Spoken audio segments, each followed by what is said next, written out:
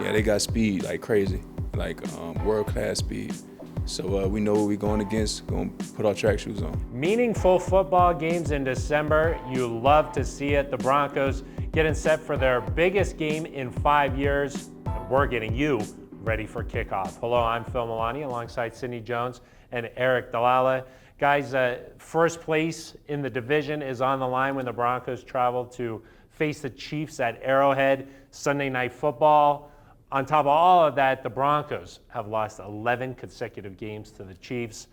Is there some sort of a mental block there maybe now, Sidney? Yeah, Phil, I do think there is a huge mental aspect of this game. I mean, every team in the league wants to go in and get big wins over their division rivals, and this week is no different, especially since like you mentioned, the Broncos have lost 11 straight to the Chiefs. I mean, Justin Simmons, he even talked about it this week. He said he's been super disappointed solely because the Broncos haven't beat the Chiefs since he's even been in the league. So I think guys like Justin, who have been here for a couple of years, I think it is starting to get to them a little bit, but I think the mental aspect of this game can help the Broncos on Sunday. I mean, should give them more drive, more passion to want to get this win, especially with top of division on the line. Got to get that monkey off their backs. I think that it's so rare nowadays to lose 11 straight to one opponent just because there's so much parity in the NFL. Eric, what have you thought about the way the Broncos have approached this week? Yeah, well, I mean, Phil, I think it's different depending on who you ask. Like Sidney mentioned, it's really personal for Justin Simmons. I think guys like Cortland Sutton, Tim Patrick, it's personal for them. But then some of the younger guys, it's Pat Surtain, Jerry Jeudy, they haven't been here as long, so it hasn't been 11 straight to them. I think those guys are just able to go out and play like it's any other big football game, and certainly some of the players that the Broncos have drafted the last few years, a lot of Alabama guys, a lot of Ohio State guys, they're used to playing in big football games. So to them, I think you can approach it as this is just another big game. You don't have to let all the pressure get to you. Teddy Bridgewater took a similar approach, saying, hey, it's just another division matchup. So it is an interesting mix of which guys are taking it really personally, which ones view it as just another big game. Yeah, steady Teddy. He just said, hey, playing in prime time, I just have to wait around in the hotel longer. But for another guy like Justin Simmons, here's what he had to say about it. If you want to be where the Broncos are used to being, you got to beat Kansas City, and especially at Arrowhead. So I'm really excited for Sunday night. What opportunity, big win this past Sunday, and then, a chance to have a bid for first place in our division, with the win. One of the big reasons why the Broncos have lost 11 consecutive games to the Chiefs is because the Chiefs have been really good over the last 5 years here. The beginning of this season, though, they didn't quite look like themselves. Now they've won 4 games in a row. Are the Chiefs back to being Super Bowl contenders, Sidney? I don't know. I would say they're somewhere in the middle.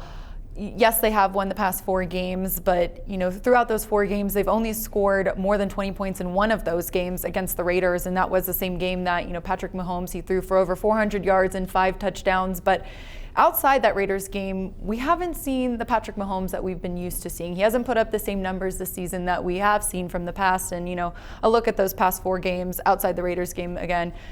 Patrick Mahomes, he's only averaged about, I think, 230 yards and just 2 passing touchdowns alone, total, along with 2 interceptions. So I do think there is a chance that they could go to the Super Bowl again, and I'm not saying that they don't put up a bunch of touchdowns on Sunday, but I think this is a good game for the Broncos to, seize the opportunity to, take home a win against a Chiefs team that hasn't looked their best. Yeah, the beginning of the year, things weren't just clicking, but it does seem like even when things aren't clicking for them, it's still pretty good. I mean, Tyreek Hill, the 5th leading receiver in the NFL, Travis Kelce, the 10th leading receiver in the NFL. It's like they're so talented that when it's not good, it's still really good. Yeah, I mean, they're 7-4 still, and people have acted like this Chiefs team is the worst team in football. They still got Patrick Mahomes. They still got Tyreek Hill. They still have Travis Kelce. I mean, those guys are going to make you pay. They're dangerous no matter what. I think Patrick Mahomes has limited the interceptions, the turnovers a little bit more recently. And then you look at the defensive side of the football, they've gotten better there. Obviously, Tyrann Mathieu, he's always someone you have to worry about. He's been a thorn in the Broncos' side during this losing streak. But I think a big part of it is Chris Jones. They've been playing him at defensive end, move him back inside. He's just so good in there, and that's a matchup to watch. because the Broncos will be playing some backup guards. Obviously, Lloyd Cushenberry has struggled at times against more physical rushers. That's something to keep an eye on. If the Broncos can hold him off, they've got a good chance to run the ball and to protect Teddy Bridgewater, but that defense has been a lot better. Yeah.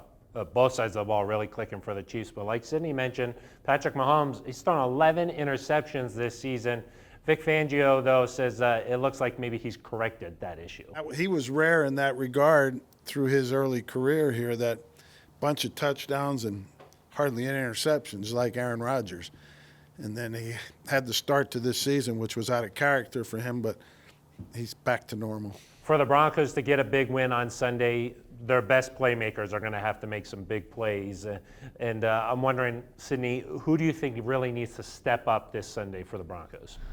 Phil, I'm going to say the secondary as a whole. And that's not to say that they haven't stepped up in recent weeks, because I do think they have. But I'm going to say them because I think they need to have a good game in order for us to win the game.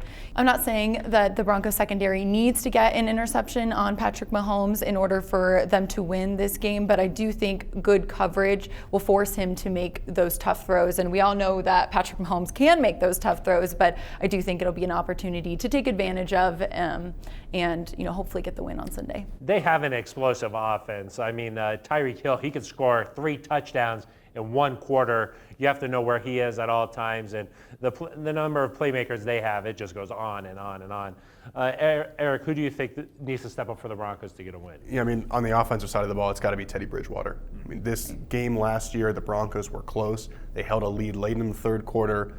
Ultimately, the quarterback play, in my opinion, just wasn't good enough for them to get it done. If Teddy Bridgewater plays the way he's played this year, taking care of the football, just 5 interceptions and almost 350 throws, make some timely big throws down the field. Obviously, haven't been a ton of those in recent games, but there's still been a few. Hopefully, you'd like to see that number go up to 4 or 5 20-yard passes.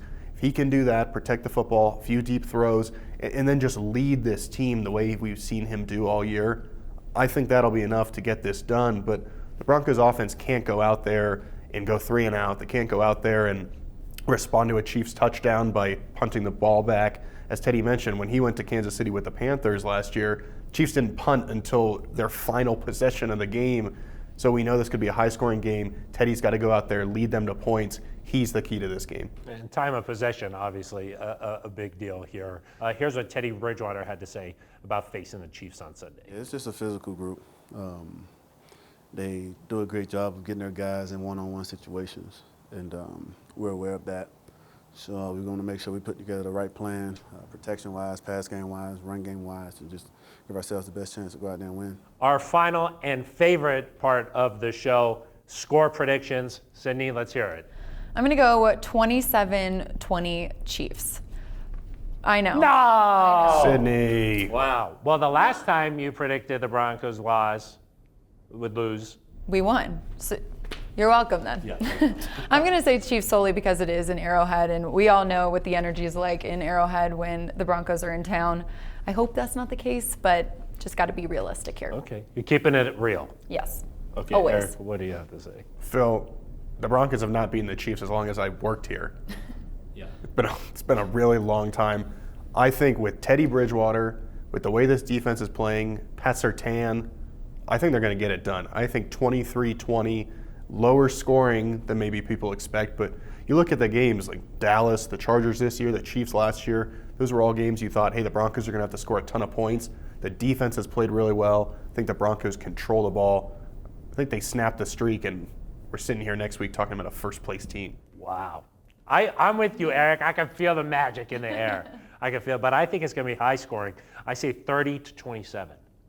I like 30 points. You do. You do. You really do. Yeah. So I think that this thing might get going a little bit, and then maybe a play here or there could make the difference. I agree. Teddy Bridgewater, don't turn the ball over. Maybe Pat Surtain gets another interception. Sunday Night Football. I'm fired up. Al Michaels. Yes, Al Michaels. It's going to be awesome. I can't wait until Sunday. Kickoff, 6:20 Mountain Time on NBC. That's going to do it for us. For Eric Dalala and Sydney Jones, I'm Phil Milani. This has been Ready for Kickoff.